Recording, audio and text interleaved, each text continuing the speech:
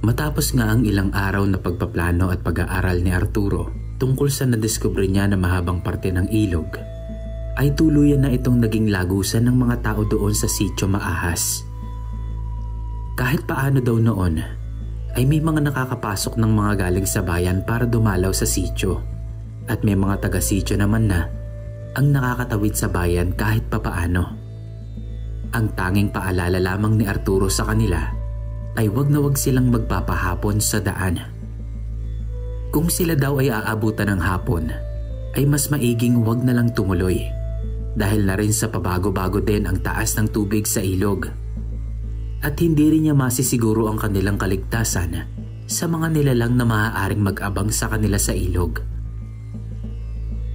Kahit papaano naman ay nagagawa ng magtambak ng mga materyales ulit sa sitio para maipagpatuloy ang paggawa sa nasirang tulay kahit wala pa doon ang tulong ng mga sundalo. Naging abala nga noon ang mga sundalo dahil maraming lugar sa probinsya noon kung saan aktibo ang mga rebelde. Mas pinapahalagahan nila ang ibang lugar dahil mas madali daw depensahan ang mga lugar na yon kaysa sa Sitio Maahas na napakahirap namang puntahan.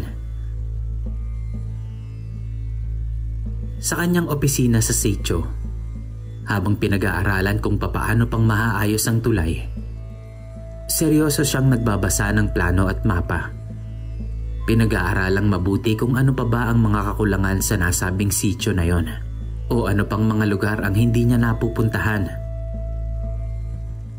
Maya-maya pa nga habang siya ay nagbabasa, ay binalot ng napakabangong halimuyak ang paligid. Isang bisita pala ang dumating sa kanyang opisina nung araw na yon. At iyon ay si Maria. "Magandang umaga po, Ginoong Arturo. Pwede ba kitang mastorbo?" Malambing na sabi nito sa kanya. Ikaw pala. Oo naman. Ano ba yun?" Tanong naman ni Arturo. "Gusto ko lang sanang hingi ng tulong mo. Malapit na kasi ang fiesta. Baka gusto mo kaming tulungan na maglagay ng mga pailaw sa sentro ng sitio para sana sa sayawan. Pwede naman siguro kitang madalaw kahit anong oras."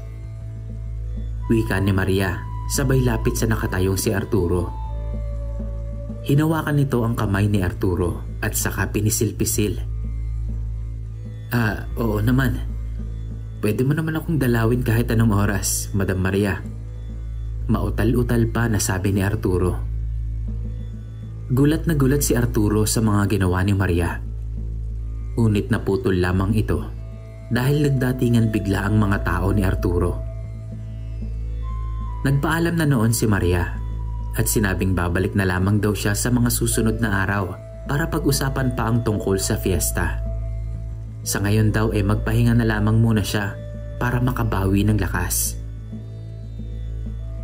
Ngunit kinagabihan noon, nasa lumang presinto na si Arturo, nakahiga sa kama at nag-iisip. Bakit kaya hindi daw siya makatulog? Napakaalinsangan ng paligid. Walang hangin na humahampas sa mga puno at dahon at para bang napakatahimik. Kinuha ni Arturo ang kanyang itak. Naisip niya na baka may nilalang sa paligid. Mas mabuting tignan niya muna at baka kung ano pang mangyari kapag bigla siyang nakatulog.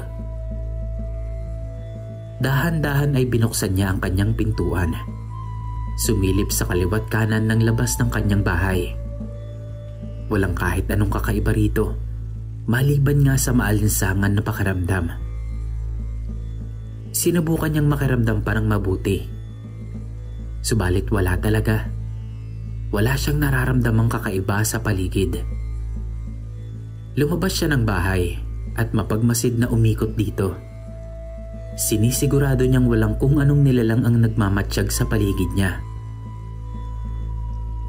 Noong makasigurado siyang wala naman talagang kakaiba sa labas, ay mabilis na siyang pumasok sa loob ng lumang presinto at saka dumiretso sa kanyang kwarto. Ngunit ang hindi niya alam noong mga panahon na yon ay may kung anong nilalang ang nasa loob ng kanyang bahay. Wala ka naman sigurong mga alaga dito ngayon, Arturo, no? Wika ng isang malambing na boses sa likuran ni Arturo. Nagulat siya noon at balak sana niyang tumingin sa likod niya. Ngunit tila ba may isang matulis na bagay ang nakatusok sa kanyang leeg. Mas mabuting wag mo nalang tignan ang aking anyo sa gabi, Arturo. Ako ito, si Maria. Maria? Paano ka nakapasok sa bahay? Hindi naman kita inimbitang pumasok Nagtatakang tanong ni Arturo. Nagpaalam ako kanina, hindi ba? Kung inaakala mong mapapatay mo ako sa ganitong paraan, nagkakamali ka, Maria. Bago ako mamatay, ipag-uutos ko sa mga banako na hanapin ka. At hindi ka nila titigilan hanggat hindi ka napapatay. Bigla na lang daw sinipa ni Maria si Arturo papunta sa kama nito. Napabalentong naman sa lakas ng sipa ng babae si Arturo. Pagkatapos ay agad na tumalikod si Maria. Binunot niya ang kanyang itak at handa na sanang harapin ang babae.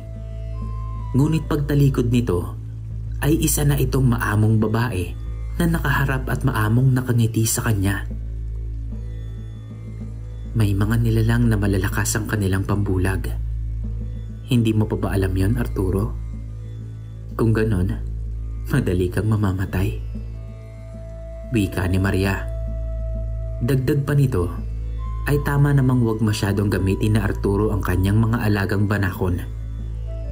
Ngunit wag niya itong masyadong ilayo sa kanya. Dahil papaano na lang daw kapag nagkaroon ng kagipitan. Mas mabuti raw na magtira siya ng ilang mga piraso para maging bantay sa kanyang bahay habang wala siya. Agad ding pinutol ni Maria ang kanyang sermon dahil may matindi siyang kailangang sabihin bago pa tuluyang matunugan ng kanyang mga kalahi at iba pang mga angkan ng aswang ang kanyang plano. Ikaw lamang ang makakagawa ng plano na to, Arturo.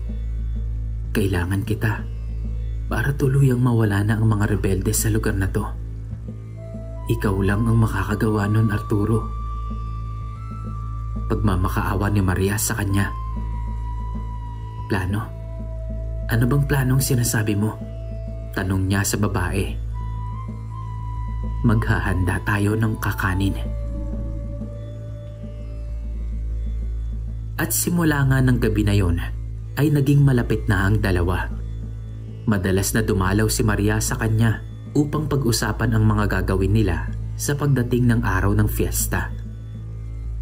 Ilang linggo pa naman ang lilipas bago ang nasabing handaan. Pero tulad nga ng mga fiesta sa probinsya, malayo pa ay talagang pinaghahandaan na ang programa at kainan dito. Pero hindi na tulad ng dati ay nag-iingat na si Arturo. Kaya bago niya sana gawin ang sinasabi ni Maria, ay kinonsulta niya muna si Sargento Lucas. Isang umaga ay dinalaw niya ito para makakwentuhan tungkol nga sa pagbabago sa sitio. Sumagot naman ito na kahit papaano ay naging normal na ang lugar nila dahil nga nagkaroon na ng tulay doon sa natuklasan niyang mahabang parte ng ilog. Nag-iingat lamang daw sila na huwag magpagabi. Tinanong naman ni Arturo si Lucas kung ano bang pagkakakilala nila kay Maria. Mapagkakatiwalaan daw ba ito? Sumagot naman si Lucas. Wala kang dapat pagkatiwalaan sa lugar na yan, Arturo. Iba-iba ang mga nilalang na nandyan sa sitio. Hindi ko na nga lang din alam kung ano pang dapat paniwalaan dyan eh. Nagpatuloy pa ang pagkukwento ni Sargento Lucas. Ayon dito, ang angkan ni Maria ay isa sa mga malalakas na angkan ng mga aswang sa sitio. Sinasabi din daw na ang namayapa nitong asawa na dating sundalo ay kinain ng mga aswang na kamag-anak ni Maria. Bagay na hindi naman maipaliwanag ni Sargento Lucas dahil sabi-sabi nga lang daw iyon. Pero ang alam niya ay maraming ang mga angkan ng aswang doon sa sitio na yon. Doon sila lumalagi at kumukuta. Kumakain ng mga taong napapasyal o naliligaw Pero karamihan sa kanila ay naglalakbay pa ng 3 probinsya para lamang mambiktima at babalik din agad sa sitio at doon kakainin ang mga nabibiktima nila. Naging taguan ang sitio ng mga aswang dahil napakahirap nga nitong puntahan. Si Commander Angel, ano ba talaga siya? Tanong ni Arturo kay Lucas. Ayon kay Lucas, isang dating sundalo si Angel. Hindi po nito tunay na pangalan. Nag-awol daw ito kasama ng mga sundalong nasa sakupan niya at nanirahan na lamang sa itaas ng bundok. Hindi rin niya talaga alam ang buong kwento kung bakit nagrebelde ito. Dahil hindi ito kaugnay o hindi mismong opisyal ng mga rebelde ng mga panahon na yon. Maaaring sabihin na mga bandido lamang sila na nagnanakaw at nagtatago sa taas ng bundok. Ngunit ang kakaiba raw sa kanilang grupo ay ang pagiging malakas na antingero nga ng mga ito. Hindi sila tinatablan ng mga bala o kahit ng itak. Dahilan kung bakit palaging bigo ang mga sundalo na dakpin ang mga ito. Nagkaroon na ng takot ang mga sundalo dahil na rin sa lakas ng kung anumang gamit ng mga kasama ni Commander Angel. Napaisip naman si Sargento Lucas kung bakit nagtatanong ng ganon si Arturo.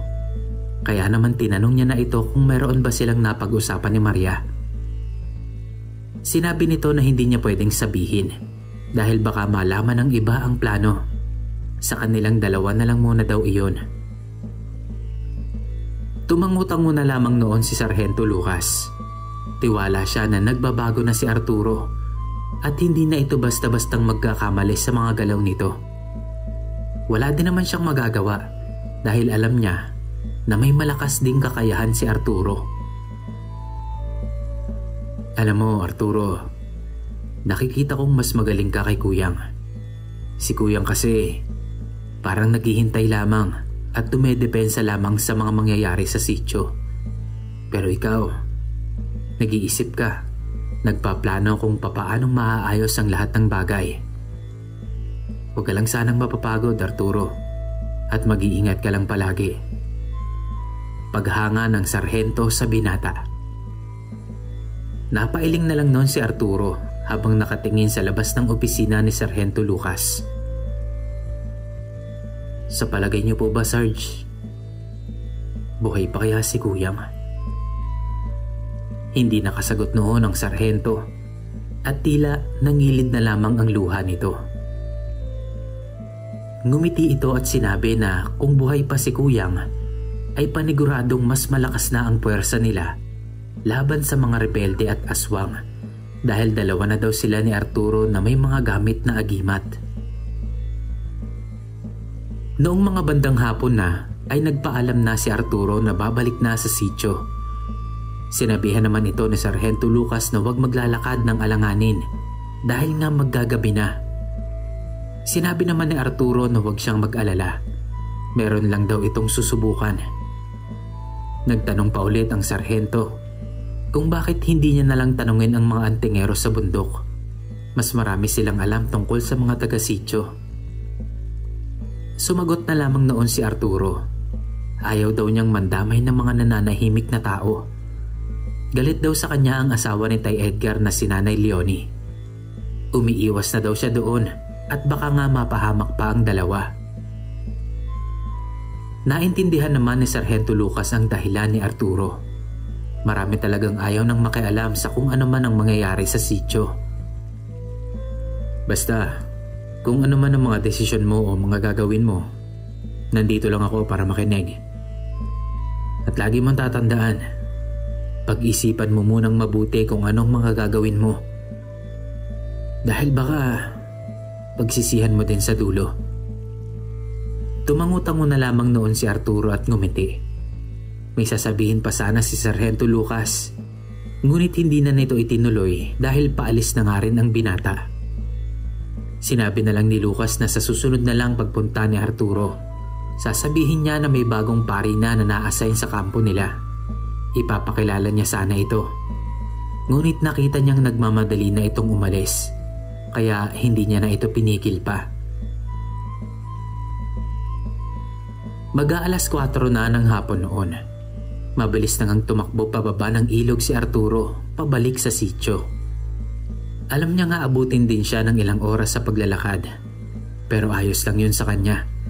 Gusto din niyang maglakad-lakad nung mga panahon na yon at tignan kung talaga bang ligtas ng maglakad-lakad patawid sa ilog, lalo na sa oras ng gabi. Kaya naman umakyat ito sa parte ng kagubatan sa may gilid ng kalsada. Doon siya naglakad-lakad pababa sa sitio. Nagmamatsyag at nakikiramdam kung may mga nilalang bang naghihintay sa mga kalsada. At hindi nga siya nagkamali. May mga nilalang na mukhang aso. Nagtatakbuhan ang mga ito sa kalsada pagsapit ng dilim. Pero hindi nila nakikita si Arturo na nung mga oras na yon ay nagtatago lamang sa likod ng mga puno at nagmamatsyag sa bawat kilos ng mga ito. Anong klaseng nilalang kaya ang mga yon? Tanong ni Arturo sa sarili. Subalit sa kanyang pagbaba sa ilog ay doon niya nakita ang isang lalaki na hinihila papunta sa pampang ang kanyang motor. Biglang pinagpawisan ng malamig si Arturo dahil matapos ang mahabang panahon ay dito lang ulit siya nakakita ng isang taong walang kamuwang-muwang at nag-iisang bumabiyahe ng gabi. Mabilis na tumakbo si Arturo pababa sa ilog. Nagulat nga ito noong nakitang humihingal si Arturo na lumabas ng dilim. Ay, Diyos ko, nagulat naman ako sa iyo. Magandang gabi.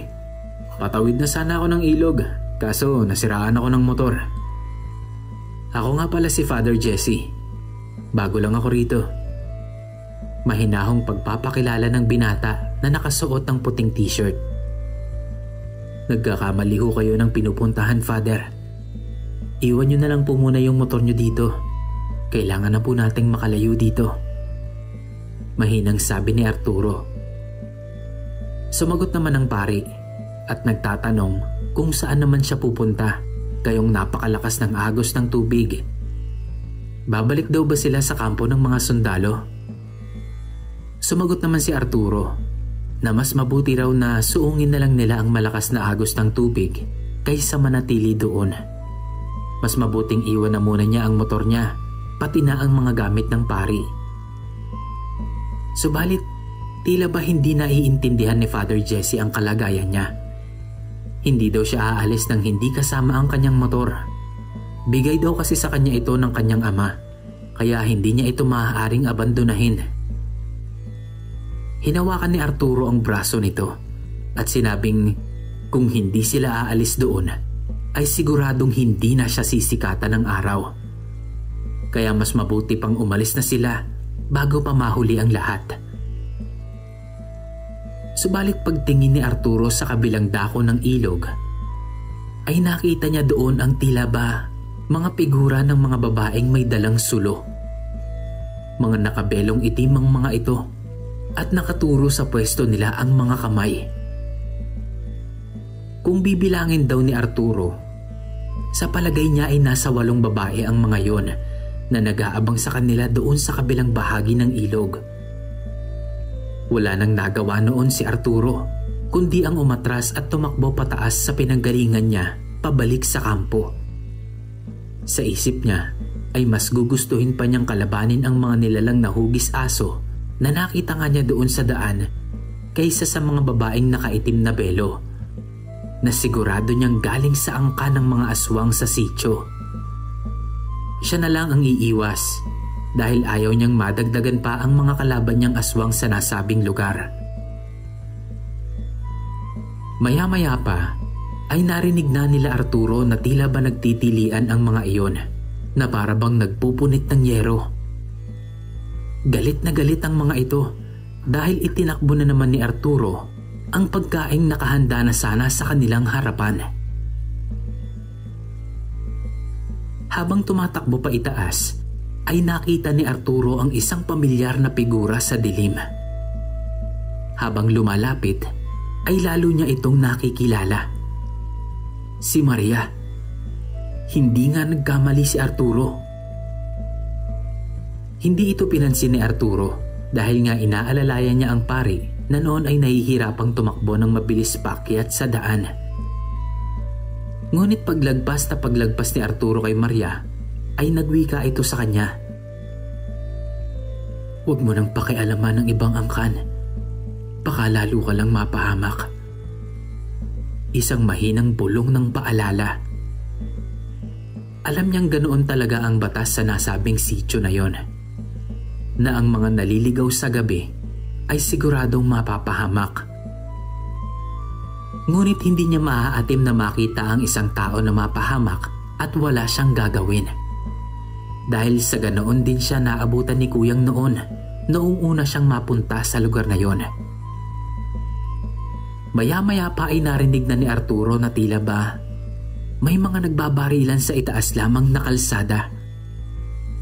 At hindi nga siya nagkamali dahil mula sa malayo ay nakita niya ang 2 military jeep na mabilis na umaandar at nagpapaputok sa mga nilalang na humahabol sa kanila sa dilim. Ang grupo pala ito ni Sargento Lucas. Hinahanap din ang nawawalang pari.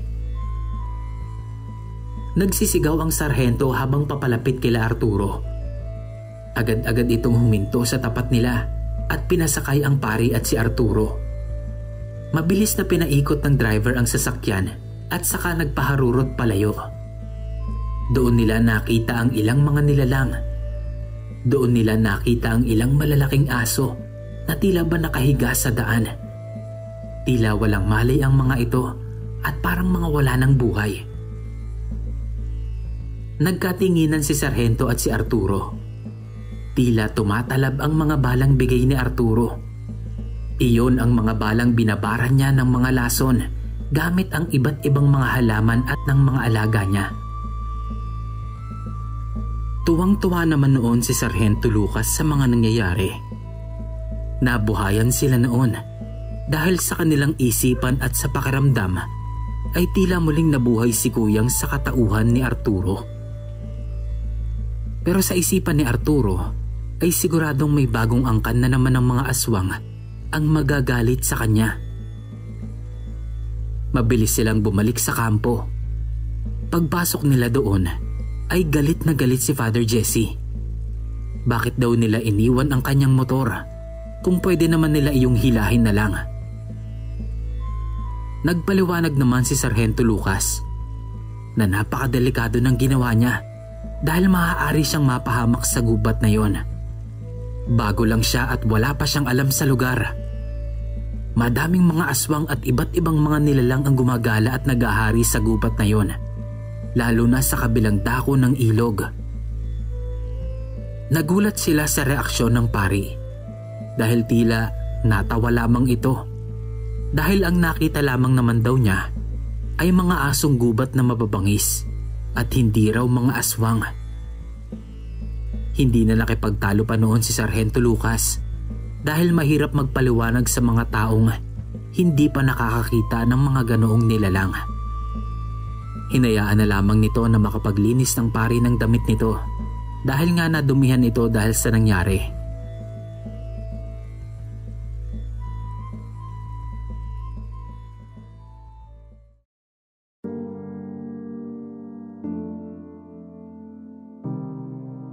Si Arturo naman ay lumabas muna upang makapagpahangin.